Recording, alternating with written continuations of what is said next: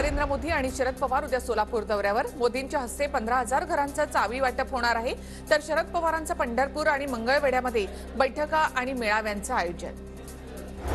आगामी लोकसभा निवडणुकांसाठी शरद पवार फुंकणार रणशिंग। राज्यातील महत्त्वाच्या लोकसभा मतदारसंघात शरद पवार गटाचे मेळावे होणार। एका आठवड्यामध्ये 2 मतदारसंघांचा आढावा घेणार। वंचित बहुजन आघाडीबाबत शरद पवार आणि उद्धव ठाकरेंसोबत चर्चा सुरू।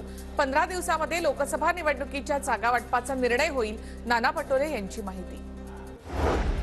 उद्या माझ्या जागी कोण खासदार असेल सांगता येत नाही। भविष्यात कोणाचा नंबर लागेल हेही सांगता येत नाही। वाशिममध्ये महिला मेळाव्यामध्ये खासदार भावना गवळी यांचं वक्तव्य। शिवसंग्राम संघटना लोकसभेच्या 3 जागा लढवणार। विधानसभेसाठी महायुतीकडे 12 जागांची मागणी करणार।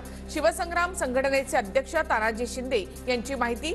बीडमध्ये विधानसभेला ज्योती मेटेंना उमेदवारी देण्याचा निर्णय। साताऱ्याच्या पैठणमध्ये उदयनराजे भोसले आणि माजी सभापती रामराजे निंबाळकर यांची भेट। उदयनराजे आणि रामराजे यांच्या भेटीमुळे राजकीय वर्तुळामध्ये चर्चांना उधाण। दावोसमध्ये सरकारचे ज्या कंपन्यांशी करार झाले त्या कंपन्यांचं ऑफिस मुंबईत, मग दावोस दौरा कशासाठी? रोहित पवारांचा सवाल। तर दौऱ्यामध्ये विनाकारण खर्चाची उधळपट्टी झाल्याचा रोहित पवारांचा आरोपही। शरद पवार गटाचे आमदार रोहित पवार बारामती दौऱ्यावर। रोहित पवारांची क्रिकेटच्या मैदानावर फटकेबाजी।